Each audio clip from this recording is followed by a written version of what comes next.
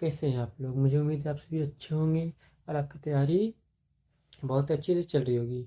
आपकी तैयारी को और बेहतर बनाने के लिए आज के सेशन में मैं लेकर के आया हूँ आपके लिए ideas that have helped Mankind.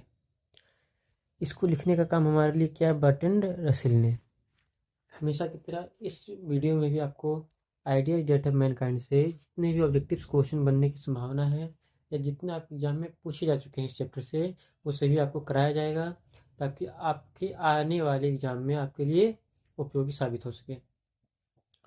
तो जैसा कि हम अपने सभी वीडियो में करते हुए आए हैं, आपको ऑब्जेक्टिव्स दिया जाएगा। आप पहले प्रयास करेंगे कि आप उसे खुद से हल करें। अगर आप उसे हल कर पा रहे हैं तो अच्छी बात है, अगर नहीं कर पा रहे हैं तो हम उसे एक्सप्लेन करके आपके लिए आसान बनाने का कार्य करेंगे। हाँ, तो मैं अपने बारे में बता दूं, मेरा नाम विवेक पंडित हुआ और मैं आपके लिए इस चैनल पे अंग्रेजी और हिंदी के सवालों को लाने का काम करूँगा। हाँ, इस सीरीज में आपको क्या क्या दिया जा रहा है? एग्जाम ओरिएंटेड कंटेंट मिलेगा आपको, मतलब जितना आपके एग्जाम में पूछा जाता है उसी से रिलेटेड कंटेंट रहेगा।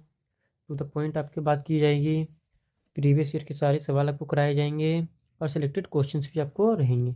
ऐसा नहीं कि बहुत सारे क्वेश्चंस आपको करा दिए जाए। हम आते हैं अपने पहले सवाल पे। तो हमारा पहला सवाल है, the last of the great pre historic. Pre historic मतलब होता है पूर्व इतिहास। इन्वेंशंस, इन्वेंशंस का अर्थ होता है आविष्कार। इन्वेंशंस का अर्थ होता है आविष्कार। Pre historic inventions was the art of, ये किस चीज़ का आर्ट है? तो आप कहेंगे ये एक राइटिंग का आर्ट है, ये लिखने का आर्ट है। ठीक है, जो ग्रेट प्री हिस्टोरिक इन्वेंशन है। चलिए हम आते हैं अपने अगले सवाल पे। हमारा अगला सवाल है, was a philosopher and mathematician. Mathematician का अर्थ होता है गणितज्ञ, और फिलोसफर जो है ये कौन थे? कौन ऐसे राइटर थे जो फिलोसोफर भी थे और ये मैथमेटिशियन भी थे? तो आप बहुत बेहतर तरीके से जानते होंगे, ये हमारे बर्ट्रैंड रसेल जो हैं, जो एक फिलोसोफर भी रह चुके हैं और ये एक मैथमेटिशियन भी रहे हैं। हमारा तीसरा सवाल है, the taming of animals. Taming of animals made life much pleasant.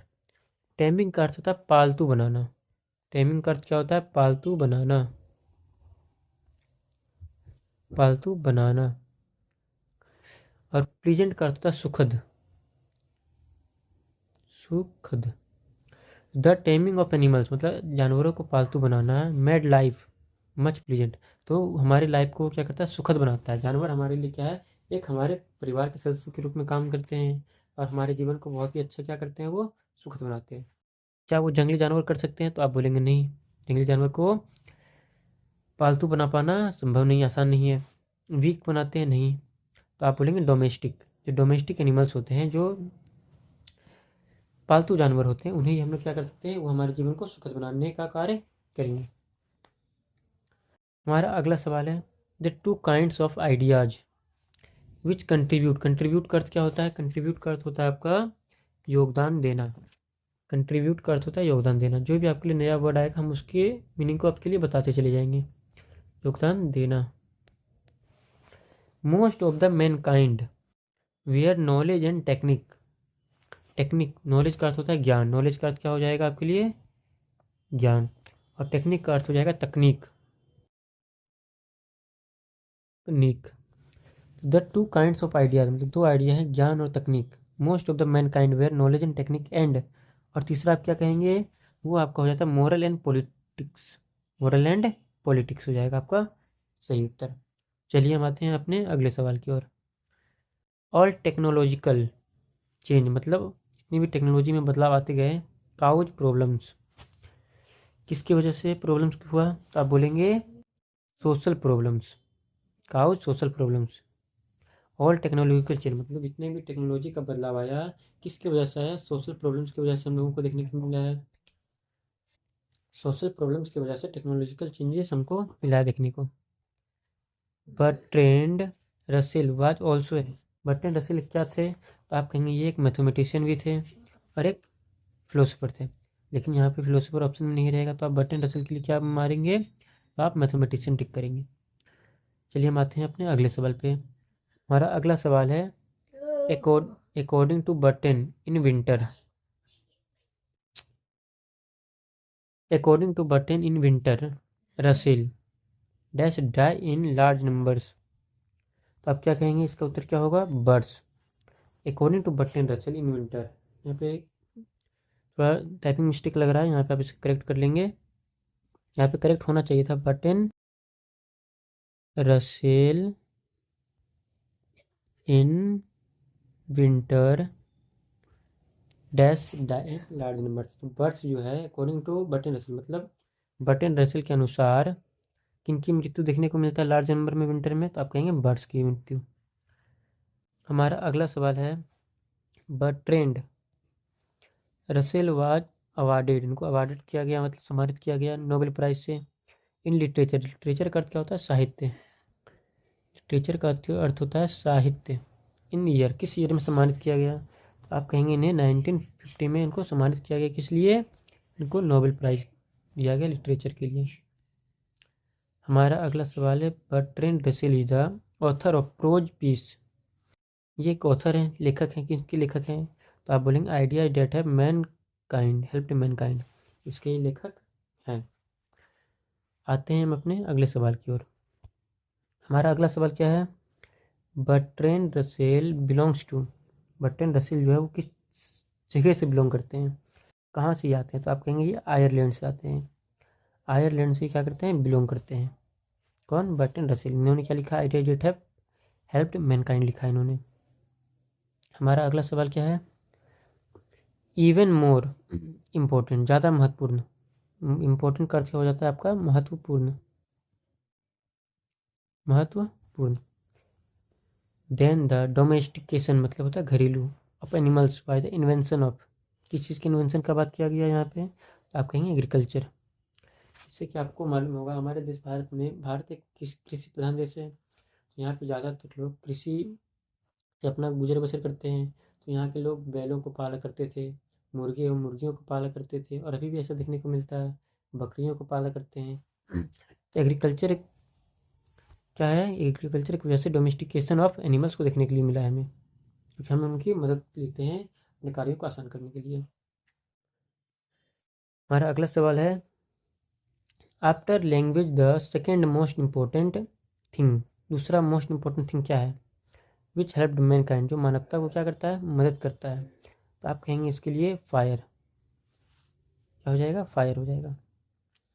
हमारा अगला सवाल क्या है, Bertrand A.W. Russell was British, ये ब्रिटिश क्या थे, आप कहेंगे ये ब्रिटिश फिलोसोफर थे। क्या थे, ये फिलोसोफर थे, एक मैथमेटिशियन भी थे, पर वो ऑप्शन में दिखाई नहीं दे रहा है।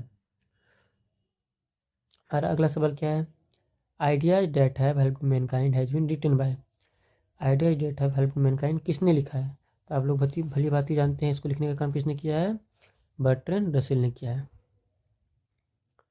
हमारा अगला सवाल क्या है, बर्ट्रैंड रसेल जो कि आइडियाज डेट हैव मैनकाइंड को लिखा है, इनका देहांत कब हुआ। डाइट का मतलब होता है देहांत, मतलब कब ये इस दुनिया से गुजर गए, तो आप इसके लिए कहेंगे इनका मृत्यु 1970 में हुआ है। ठीक है, इसके साथ हम अपने अगले सवाल की ओर बढ़ते हैं। हमारा अगला सवाल क्या कहता है, रसेल वाज अवार्डेड, इनको अवार्ड दिया गया था नोबेल प्राइज, जो कि मैंने पीछे ही बताया आपको, वो कब किस चीज़ के लिए दिया गया था, तो पीछे वाले सवाल में आपको इसके बारे में जानकारी मिला था कि इनको लिटरेचर के लिए दिया गया था। लिटरेचर, लिटरेचर का अर्थ क्या होता है, लिटरेचर का अर्थ होता है साहित्य, को साहित्य के लिए नोबेल पुरस्कार से सम्मानित किया गया था इन्हें, तो रसेल को। हमारा अगला सवाल क्या है, द मोस्ट इंड्यूबिटेबल, इंड्यूबिटेबल का अर्थ क्या होता है, तो इसका अर्थ कहेंगे आप जाहिर करना, अपनी बातों को दूसरे के सामने जाहिर करना क्या कहलाता है, इंड्यूबिटेबल कहलाता है। Respect in which ideas have helped Mankind is, इसका सही उत्तर क्या हो जाएगा, इसका सही उत्तर हो जाएगा आपके लिए नंबर्स को। ठीक है, नंबर्स को हम लोग क्या करते हैं, जाहिर करते हैं स्टेज का हमने। सर्वाइवल और होमोस्पेसिस, होमोस्पेसिस क्या होता है, होमोस्पेसिस मानव का एक जाति है, इसे हम लोग क्या बोलते हैं, मानव जाति। हम लोग होमोस्पेसिस में आते हैं, मानव जाति, होमोस्पेसिस में हम लोग आते हैं। प्राइमरली वाज, इसका सही उत्तर क्या होगा, आप बोलेंगे ए प्रॉब्लम, क्या हो जाएगा, एक प्रॉब्लम इसका सही उत्तर हो जाएगा मानव जाति में। हमारा अगला सवाल होगा बर्ड्स डाई। अभी आपको पीछे के क्वेश्चन बताया गया कि हमारे जो लेखक हैं वो कहते हैं लार्ज नंबर ऑफ पक्षी, मतलब बहुत ज़्यादा संख्या में पक्षी मारे जाते हैं। कब मारे जाते हैं, कौन से सीजन में? तो आप बोलेंगे विंटर के सीजन में। किस सीजन में मारे जाते हैं? विंटर के सीजन में बहुत ज़्यादा मात्रा में क्या देखने को मिलता है, पक्षी मर जाते हैं। हमारा अगला सवाल क्या कहता है, during summer birds, during summer birds, तो इसका सही उत्तर क्या हो जाएगा? तो आप कहेंगे इसका उत्तर होगा फॉरगेट दिस कैटेस्ट्रोफ। कैटेस्ट्रोफ का मतलब होता है आपदा। कैटेस्ट्रोफ का मतलब क्या कर सकते हैं, आपदा। ठीक है। हमारा अगला सवाल क्या है, every human death by starvation. हम ह्यूमन जो है डेथ होता है किसकी वजह से, स्टारवेशन की वजह से। स्टारवेशन का अर्थ क्या होता है, भुखमरी। स्टारवेशन का अर्थ होता है भुखमरी। ये खाने को भोजन नहीं मिल पाता दिन समय का, वैसे लोगों को भुखमरी से उनके ध्यान को देखना पड़ता है हमें। तो ऐसा कब होता है, भुखमरी की वजह से होता है। तो स्टारवेशन का अर्थ क्या हो गया, भुखमरी। Is preceded by a long period of, ये कब होगा, तो आप बोलेंगे एंजाइटी की वजह से। एंजाइटी का अर्थ होता है चिंता, परेशानी, उसकी वजह से उनको क्या होता है, उनकी मौत हो जाती है भुखमरी की वजह से। जब उनके भुखमरी मतलब जब उससे कंडीशन बन जाता है, जब उन्हें भोजन उपलब्ध नहीं हो पाता है, तो उन्हें धीरे धीरे करके एंजाइटी शुरू हो जाता है, चिंता फिक्र होना शुरू होता है। और उनकी वजह से उन्हें क्या चीज़ का फेस करना पड़ता है, तो उनके लिए उन्हें मृत्यु को फेस करना पड़ सकता है। हमारा अगला सवाल है human beings suffer more due to their, इसका उत्तर हो जाएगा आपका इंटेलिजेंस, मतलब बुद्धिमत्ता। हमारा अगला सवाल क्या है, एनिमल्स गेट प्लेजर फ्रॉम, मतलब जो जानवर होते हैं, एनिमल्स का अर्थ क्या हो गया, जानवर, उन्हें किस चीज़ से खुशी मिलती है। प्लेजर का अर्थ क्या हुआ, आनंद या खुशी। जानवरों को किस चीज़ से खुशी मिलती है, तो आप लोग कहेंगे इन्हें, क्या वो म्यूजिक सुनते हैं, म्यूजिक सुनकर खुश होते हैं, तो आप बोलेंगे नहीं, म्यूजिक सुनने पसंद नहीं होता है। क्या वो फुटबॉल खेल सकते हैं, तो बोलेंगे नहीं। क्या वो साइंस पढ़ेंगे, बोलेंगे इंसान तो यहाँ पे पढ़ना ही नहीं चाह रहा है। आप जानवरों की बात कर रहे हैं, इसका सही उत्तर हो जाएगा नन ऑफ दीज। ठीक है। हमारा अगला सवाल है Bertrand Russell has retain the lesson. Bertrand Russell जो है वो किस लेसन को लिखे हैं, आप कहेंगे इन्होंने लिखा है ideas that have helped mankind. किनके द्वारा लिखा गया है, आप कहेंगे ये बर्ट्रैंड रसेल के द्वारा लिखा गया है। यहाँ तक सभी को समझ में आ रही होगी हमारी बातों को। चलिए हम अपने अगले सवाल की ओर बढ़ते हैं। हमारा अगला सवाल क्या है, Bertrand Russell was a philosopher, ये एक फिलोसफर थे और साथ में क्या थे, आप कहेंगे ये एक मैथमेटिशियन थे। ये फिलोसफर और ये मैथमेटिशियन थे, गणितज्ञ भी थे। हमारा अगला सवाल क्या है, मुझसे देखते हैं, द इन्वेंशंस मतलब आविष्कार ऑफ वाज मोर इम्पोर्टेंट, बहुत ज़्यादा जरूरी है, देन डोमेस्टिकेशन ऑफ एनिमल्स, मानवता का जानवरों का डोमेस्टिकेशन मतलब पालना, उससे ज़्यादा इम्पोर्टेंट हमारे लिए क्या हो चुका है, इन्वेंशन हो चुका है, आविष्कार हो चुका है। आप बोलेंगे एग्रीकल्चर, तो सही उत्तर क्या हो जाएगा, एग्रीकल्चर हो चुका है। The invention of was more important then domestication of animals, अभी के समय में हम जो एग्रीकल्चर में खेती में जो सुविधा के लिए अपने सामानों का उपयोग करते हैं, अब हम जानवरों का न उपयोग करके मशीनों का उपयोग करते हैं। पहले हम बैलों का उपयोग करके बैलों से हल जुतवाते थे, आज हम लोग उनकी जगह पे अब मशीनों का उपयोग कर रहे हैं, ट्रैक्टर का उपयोग कर रहे हैं, ताकि हमारे खेतों को जोता जा सके। आते हैं हम अपने अगले सवाल की ओर। सिविलाइजेशन टाउच अस, मतलब जो सिविलाइजेशन है, मतलब हमारी जो सभ्यता है, हमारी जो संस्कृति और सभ्यता है, ये हमें क्या सिखाती है, तो आप कहेंगे ये हमें to be more friendly toward other. आपको सिविलाइजेशन एंड कल्चर बताया गया होगा, उसमें भी हमने पढ़ाया आपको, हमारा जो सभ्यता है हमें क्या सिखाता है कि हम किस तरह से दूसरों के साथ अपने व्यवहार को अच्छा रख सकते हैं। अगर हम ऐसा नहीं कर पाते हैं तो इंसानों में एवं जानवरों में कोई अंतर देखने को नहीं मिलेगा। इंसानों के अंदर वही एक एक्स्ट्रा चीज़ है जो इंसानों को सभ्य बना के रखती है। ये बाकी जानवरों के कंपेरिजन में, जो हम लोग अगर देखा जाए तो हम लोग भी होमो स्पीसीज हैं, तो हम लोग बाकी जानवरों की तुलना में थोड़े ज़्यादा समझदार हैं, और हमारे अंदर सिविलाइजेशन नाम का एक क्वालिटी देखने को मिलता है। ताकि हम एक दूसरे से क्या कर सकते हैं, फ्रेंडली बनाए हुए रख सकते हैं। हमारा अगला सवाल क्या है, was also a commentator on a large variety of topics. Commentators का अर्थ यहाँ पे हो गया was also commentators on a large variety, मतलब बहुत ज़्यादा संख्या में टॉपिक्स देखने को मिलेंगे। इसका सही उत्तर होगा बर्ट्रैंड रसेल। हमारा अगला सवाल क्या कहता है, in dash the last step was never taken. Last step was never taken, इसका सही उत्तर हो जाएगा आपका चाइना। हमारा अगला सवाल और लास्ट सवाल क्या कहता है, the would not help the corn to grow unless he was allowed to feast on the blood of children. बच्चों के ब्लड में है, तो आप बोलेंगे क्या, तो मोलोच। इसका सही उत्तर क्या हो जाएगा, मोलोच। यहाँ से हमारा इस चैप्टर में जितने भी संभव ऑब्जेक्टिव्स बन सकते थे मैंने आपके सामने प्रस्तुत किया है। इसमें से बहुत सारे सवाल ऐसे हैं जो आपके पहले एग्जाम में 2025 में, 24 में या उसके पहले आपके एग्जाम में आए हुए हैं, और कुछ सवाल ऐसे हैं जो आपके एग्जाम में आने की संभावना बनी हुई है।